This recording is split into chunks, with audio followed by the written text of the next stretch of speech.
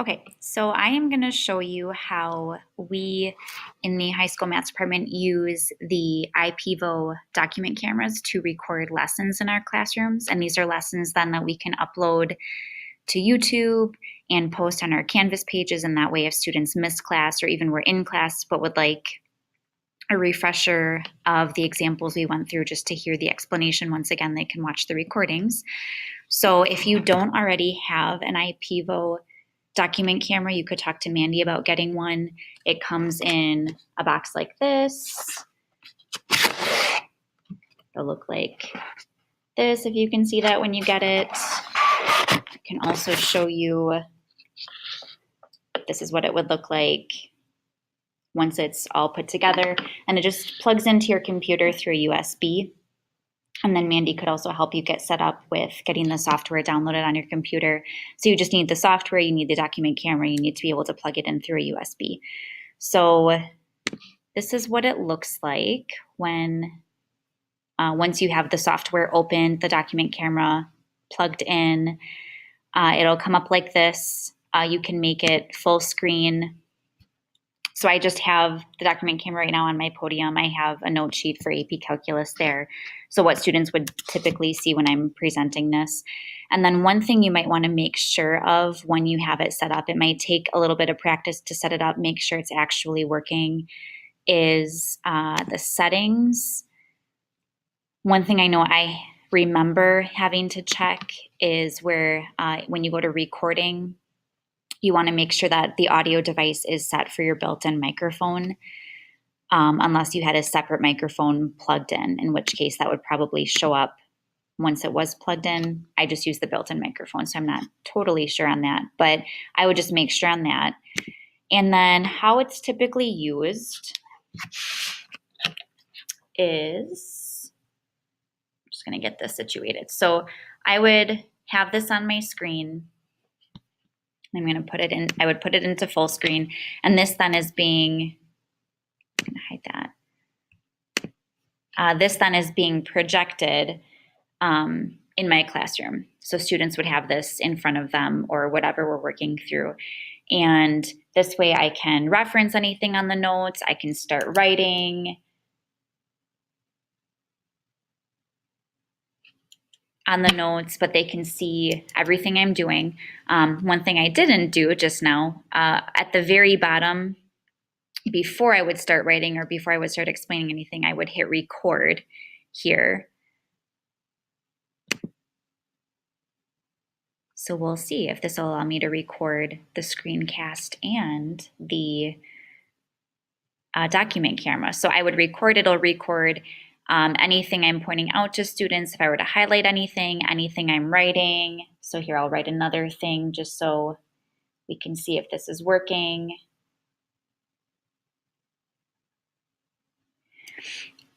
And then when you're done, I would just hit to stop recording.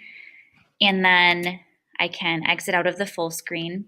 So then when you go to review, so it records everything you're writing, it records everything you're saying. When you go to review, your video then should appear.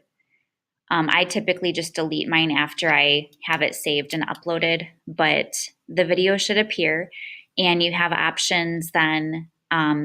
You could delete the video, you could rotate it if you need to, but this action button here, I click that and I would click export to folder. So this would be then, once I have the video recorded, I want to upload it to YouTube so I can post it on my Canvas page.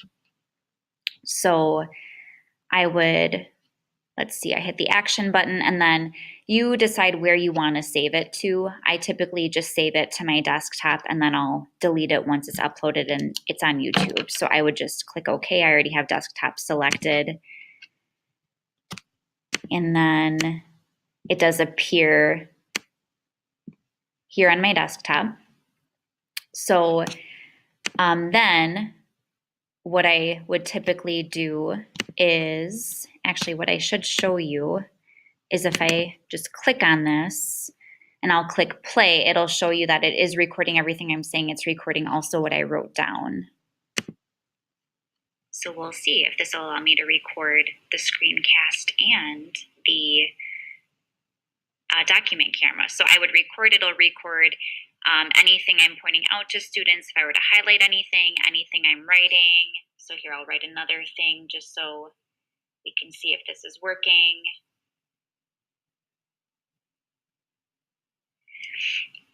And then when you're done, I would just hit, okay, awesome. And then it records both Screencastify and the document camera. So you can check, you can actually watch it in there, what it recorded, but then when I want to upload it to YouTube, so I'm just going to go YouTube here, and I'm already signed in with my Google account, but then I would just go to upload up here.